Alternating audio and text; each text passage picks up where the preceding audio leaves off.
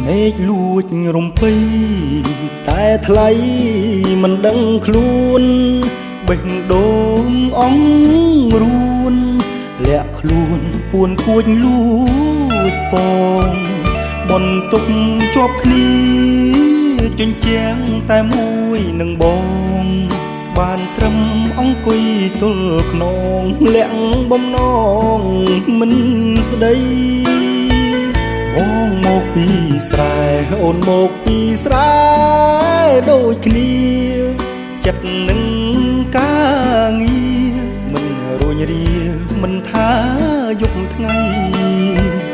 បន្ទុកជួលគេដាច់ខែសល់ប្រាក់សំចៃបិទត្បៀតឆ្លៀតញើកំរៃម្ដាយថ្លៃយូរថ្ងៃឃ្លាតមុខជាប់